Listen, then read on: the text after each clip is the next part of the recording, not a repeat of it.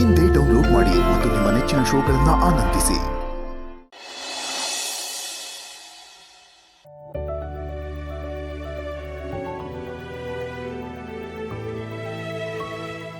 ಅವ್ವ, ನನ್ನ ತಾಯಿ ಮಕ್ಕಳವ್ವ, ದಾನ ಮಾಡೋರು ಧರ್ಮ ಕಾಯಿ, ತಲೆ ಕಾಯೋರು ತಲೆ ಉಳಿಸು. ಒಟ್ಟಿನಲ್ಲಿ ಎಲ್ಲರ ಹೊಟ್ಟೆನೂ ತಣ್ಣಗಿರ್ಸವ.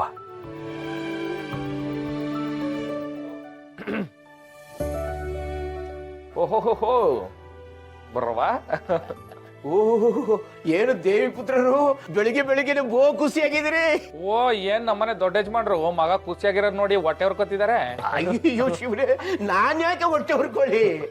ನೀನು ಖುಷಿಯಾಗಿದ್ರೆ ಆ ಖುಷಿನ ಬೊಗಸೆ ತುಂಬಿಕೊಂಡು ಊರಿಗೆಲ್ಲ ಹಂಚಿಬಿಡ್ತೀನಿ. ಅಬ್ಬಬ್ಬಬ್ಬಬ್ಬ, ಅಪ್ಪ ಮಗನ್ ಜುಗಲ್ ಬನ್ನಿ ಸೂಪರ್. ತಗೊಳ್ಳಿ ಕಾಫಿ. ಥ್ಯಾಂಕ್ ಯು ಅತ್ಗೆ. ಅತ್ಗೆ, ನಮ್ಮ ಅಣ್ಣಂಗ್ ಮಾತ್ ಕಳ್ಸಿರೋದ್ ಯಾರು ಅನ್ಕೊಂಡಿದೀರಾ? Father of the Marigudi mister Shankaregowda.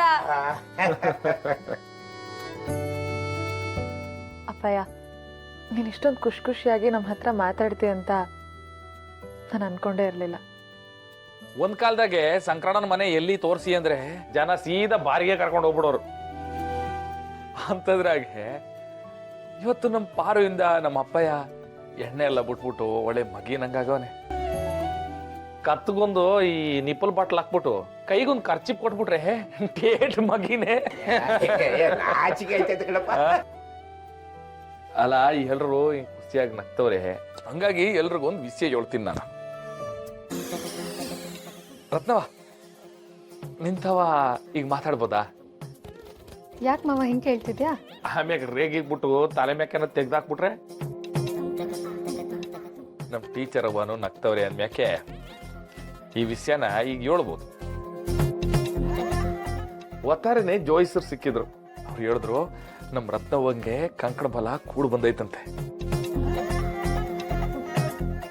ಈಗ ನಾವು ಮದ್ವೆ ಕೆಲ್ಸ ಕೈ ಹಾಕಿದ್ರೆ ಪಕ್ಕ ಮದ್ವೆ ಆಗೇ ಆಯ್ತದೆ.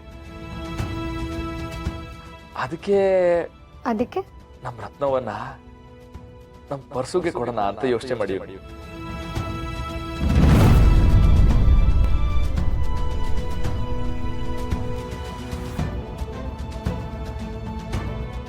ಯಾವುದೇ ಕಾರಣಕ್ಕೂ ನಮ್ ರತ್ನನ ಪರ್ಶು ಕೊಟ್ಟು ಮದ್ವೆ ಮಾಡೋದಕ್ಕೆ ನಾನ್ ಬಿಡಲ್ಲ.